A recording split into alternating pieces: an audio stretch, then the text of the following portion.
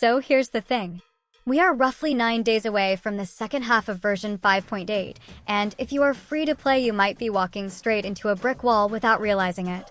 The Primogem math for this phase looks tighter than most people expect, and when you stack that against the avalanche coming in 6.0, it paints a pretty grim picture. So in this video, we are calculating what you can earn in Phase 2 alone, assuming you already did most of the early patch content during Phase 1 like a diligent traveler. I am using conservative numbers on purpose, because I would rather you be pleasantly surprised than painfully short on day 1. Daily commissions are the backbone. 60 Primogems per day across 21 days gives you 1,260. Nothing fancy there, no caveats, just log in, do the 4 tasks, and do not miss a day. If you want one take-home message from this video, it is that consistency matters more than anything in this stretch. New quests are where things get tricky. At the start of 5.8 there were roughly 470 Primogems tied to fresh quest lines and unlocks. But most of you have already cleared the obvious ones.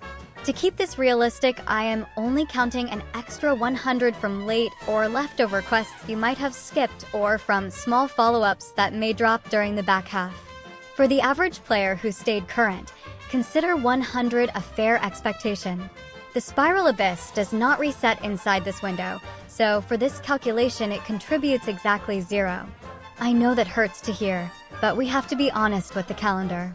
If you want a detailed breakdown for Phase 1 only, go check my previous Primogem video where the abyss did land inside the period and changed the totals a lot.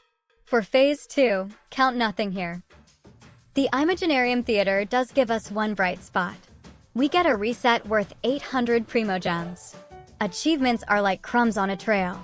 At the start of the patch, there were roughly 210 gems available, but again, most of you grabbed the obvious ones during week 1. I am putting a realistic leftover estimate of 50 Primogems in this phase for things you unlock naturally while exploring or finishing event challenges. If you are a completionist with a spreadsheet, you can absolutely beat this number. For everyone else, 50 is a safe bet. The big seasonal map space from the summer event complicates things.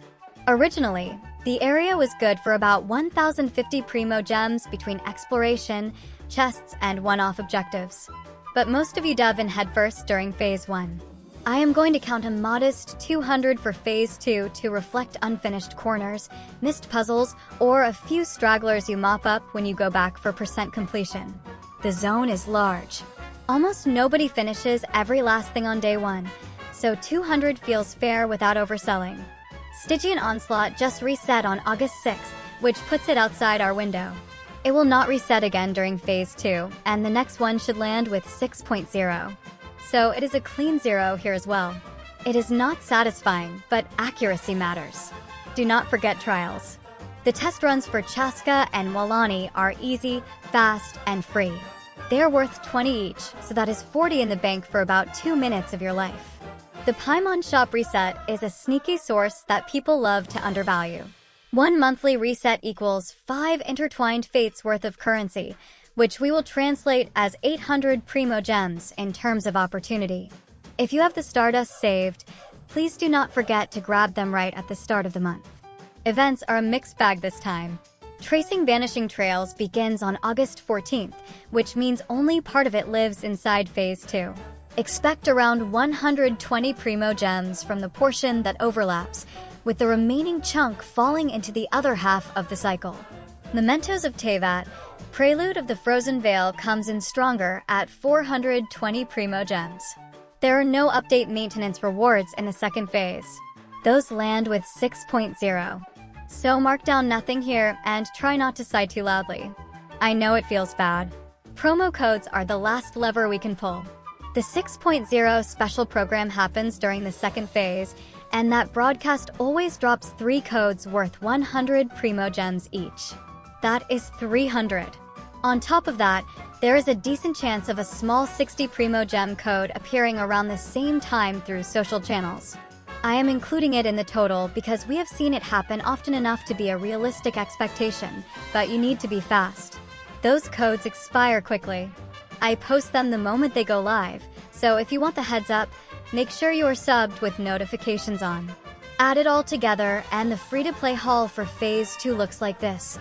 1,260 from dailies, 100 from leftover quests, 0 from the Abyss, 800 from the theater reset, 50 from achievements, 200 from the big summer area cleanup, 0 from Stygian Onslaught because of timing, 40 from the character trials, 800 from the Paimon shop reset, 120 from tracing vanishing trails during its overlap, 420 from Mementos of Teyvat, 0 from maintenance, 300 from the special program codes, and an extra 60 as a likely bonus code.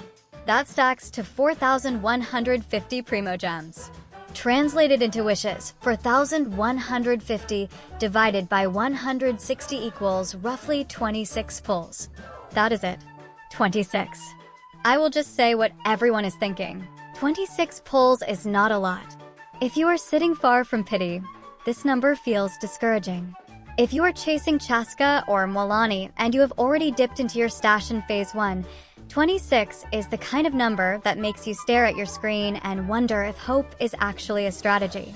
There is a small cushion if you buy the Blessing of the Welkin Moon. Over the 21 days inside this window, Welkin adds 1,890 Primogems, bringing the phase total to 6,040. That is about 38 pulls. Better, but still not guaranteed salvation if you are deep in the hole. The math is the math. 6.0 is not a light patch. Nodcry is stacked. 2 new 5 stars in 6.0, a pair of reruns that are both incredibly valuable, a new resonance that wants specific team structures. And on top of everything, a potential Sumeru Chronicled Wish sitting beside all of that like a tray of desserts after you already ate dinner. Free-to-play players are going to feel squeezed from both sides. The desire to finish the 5.8 chapter with a win and the pressure to enter 6.0 with enough currency to secure at least one cornerstone of the new region. 26 pulls in Phase 2 does not solve that conflict. For many of you, it barely softens it. Tell me in the comments if you want a full Sumeru Chronicled Wish breakdown with a tier list like I did for the Inazuma one.